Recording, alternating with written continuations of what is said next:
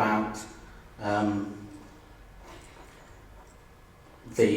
your first question. Yes. Just to say that I've gone back to our legal department, because it seems that the reason you were given for a previous question being blocked wasn't one of the words that's actually used in the Constitution, but they've assured me that the reasons for why they refused that question were valid within the Constitution, and I've asked them to make sure that in future they do use the correct wording. Okay. Do you have two supplementaries? Yes, no, I want to say something there. I've had you. Well, you can ask two supplementaries now, Mike. But it's not an open session. No, because you withdrew my statements, and I've had statements withdrawn to council. The statement you withdrew last time meant that the questions I asked had no context. And I was told quite clearly that it was vexatious with reasons. So I want to know, where are you now? What are you now saying? Because you didn't reply to an email I sent you in the week about this, and now you're telling me that there is room within the Constitution. So are you going back to the old defamatory, offensive, frivolous one?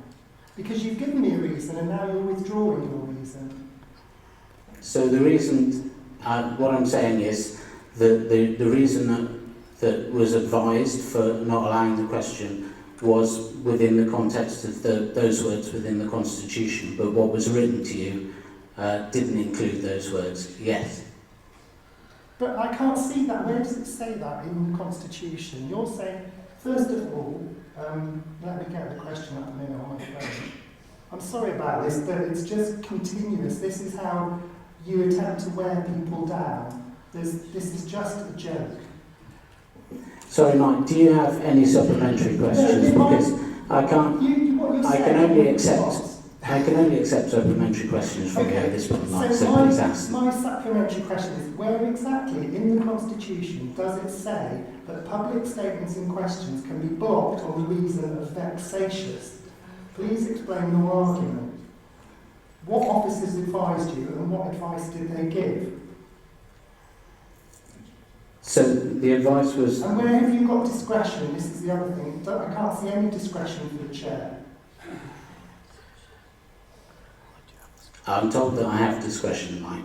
Yes. Where does it say that in the Constitution? I asked in my previous question exactly... I asked in that question, the first question that I asked you, can you state specifically where in the Constitution it says that? You give me a half answer. This is the problem all the time with more or less every question I ask, and other members of the public ask on these matters. We get half evasive, obfuscatory answers. We don't get an honest answer. I would like an honest answer, please. Where does it say that in the Constitution?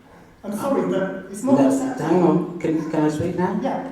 Yeah, I have some sympathy with you in terms of the answers that do get given to some of these questions. And what I'm told in my advice is that your question was defamatory, frivolous or offensive, or your statement. That isn't what was said to me when you withdrew it. No, and that's what I'm saying, is that what was said to you wasn't correct in that response. Okay. So I've asked them in future to make sure that the response is correct in terms of why if any of your future statements are rejected, and hopefully they won't be, why that,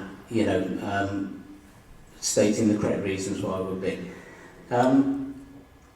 If you would like me to get them to rewrite to you and explain why that statement was rejected, I'm happy to do that. Yes. Have you got a second supplementary? I do.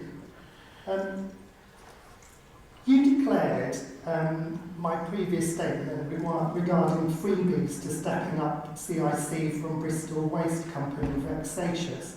And I take it that means you consider matters relating to Bristol Waste Company resolved. Could you please explain the nature of pass-through agreements to me? This refers to the last statement that I made. What specifically was the pass-through agreement at Bristol Waste? And do you see any risks involved in pass-through agreements, particularly a pass-through agreement to a company which is related to Councillor Craig's company, but of which she isn't a director?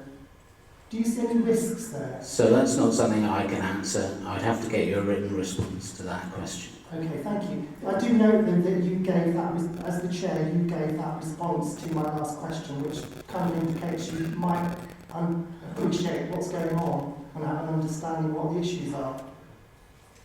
Thank you, Mark. Councillor McAllister. Thank you, Chair. I did note that in Mr. Aldridge's first question, he does ask for a specific reference to the Constitution. Could we make sure that is provided to him, please? Yes, I did notice that he'd referenced the correct part of the Constitution. It's just that the wording we had responded to him with was not the wording that was in the Constitution, and that's why he's querying it.